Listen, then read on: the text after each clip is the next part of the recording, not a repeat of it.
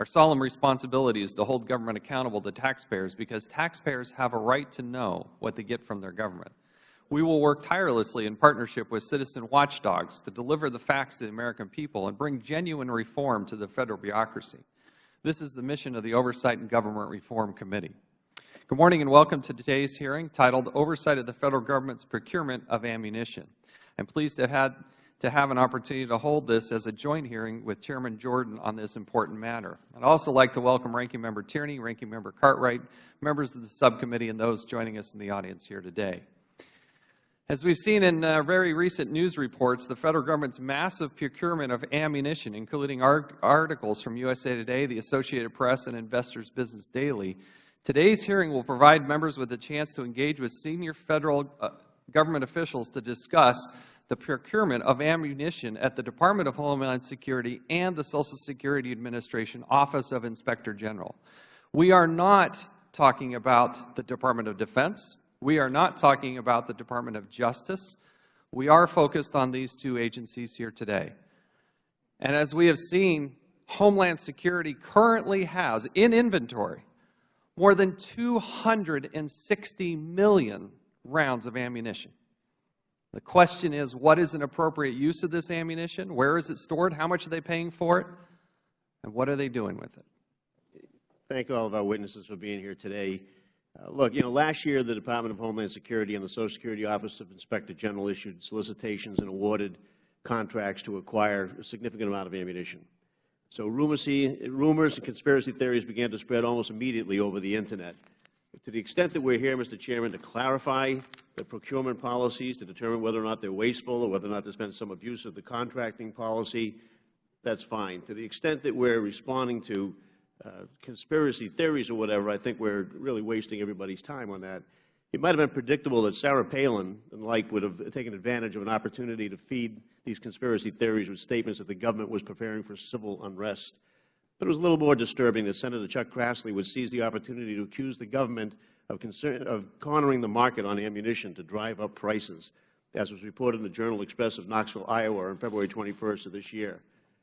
Unsubstantiated false conspiracy theories have no place in this committee room, hopefully. Federal ammunition purchases are a fraction of the total ammunition market, and they've been decreasing in recent years. Even the National Rifle Association distanced itself from these conspiracy theories when it issued a statement last August bluntly titled, "Federal Law Enforcement Agencies Buy Ammunition." According to the NRA, and I quote, "Much of the concern stems from a lack of understanding of the law enforcement functions," close quote, at Federal agencies. The NRA quotes from a Republican member that the Department of Homeland Security purchases, quote, "really isn't that large of an order," close quote, when you consider their large law enforcement mission. The release goes even further to state there's no need to invent additional threats to our gun owners' rights. The conspiracy theories have prompted the Department's supplier of ammunition to release a response on its website, and it reads, "The Department of Homeland Security contract makes up a very small percentage of our total ammunition output. This contract is not taking ammunition away from civilians. The current increase in demand is attributed to the civilian market. Since 2009, civilian sales of both guns and ammo have skyrocketed. In the wake of the Sandy Hook tragedy late last year, guns and ammo began flying off the shelves over concerns of new laws and restrictions. The ammunition purchasing behavior of some gun owners, motivated perhaps by a fear of ammunition shortages, has in fact caused supply of ammunition to lag behind demand.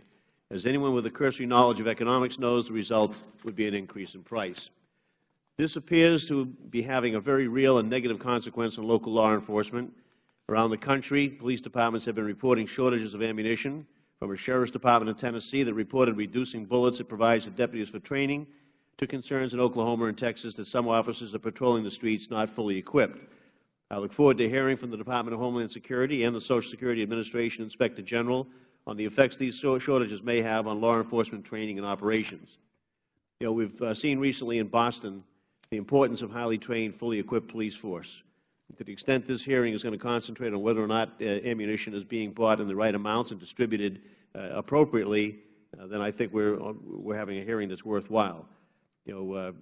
Over the span of 10 minutes in that Boston area fight, there were 200 bullets that were shot, and in the end, as Edward DeVoe, the Watertown police chief, stated, and then for all of us, thank God, he, meaning Tamerlan Sanionov, ran out of ammunition.